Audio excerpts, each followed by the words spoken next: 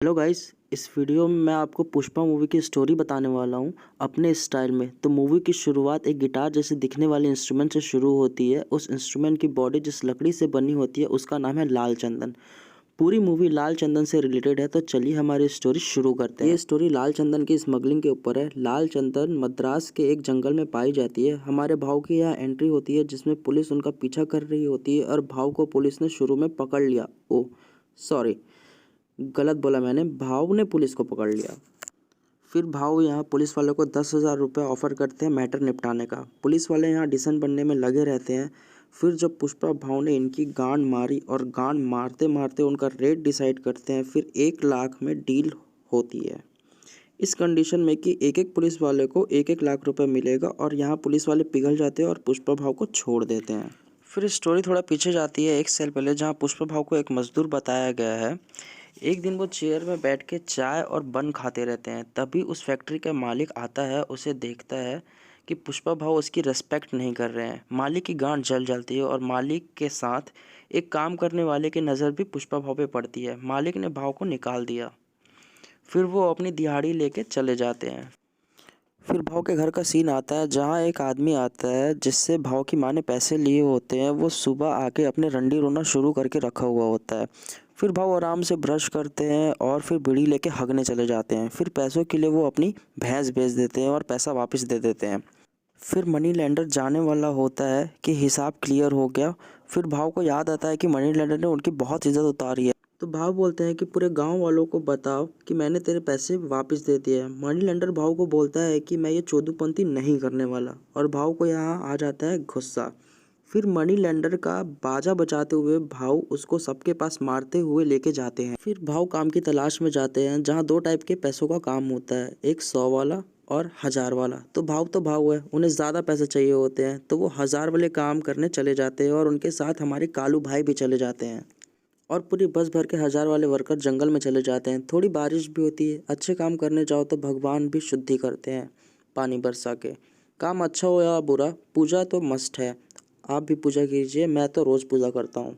और हमारा काम होता है कि चंदन की लकड़ी काटना और उसको स्मगल करना। आधे काम के बीच में पुलिस आ जाती है, लेकिन जंगल में पुलिस के ऊपर नज़र रखने के लिए कुछ खबरी बैठे हुए होते हैं, जो सीटी बजा के बताते हैं कि पुलिस आ रही है, अपनी गांड बचा लो।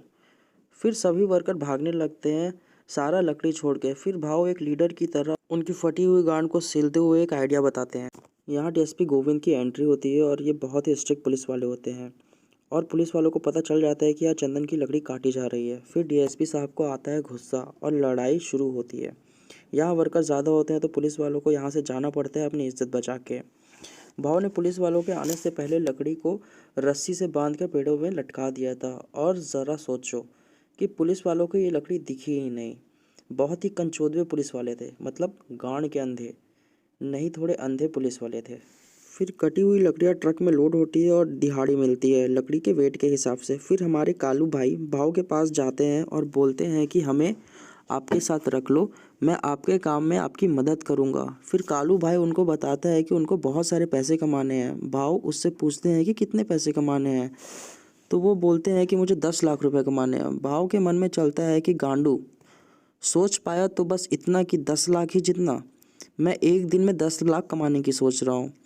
फिर कालू भाई अपने भाव की दिहाड़ी लेने जाते हैं, तभी पुलिस की एक्स्ट्रा फोर्स लेके पुलिस वाले आ जाते हैं। फिर भाव एक पत्थर उठाकर पुलिस का टकला फोड़ देते हैं। तभी लड़ाई शुरू हो जाती है और भाव आखिरी चंदन का टुकड़ा लेके ट्रक लेके भाग जाते हैं और पुलिस उनका पीछा करती है। फिर अचानक भाव उनको पैदल मिलते हैं।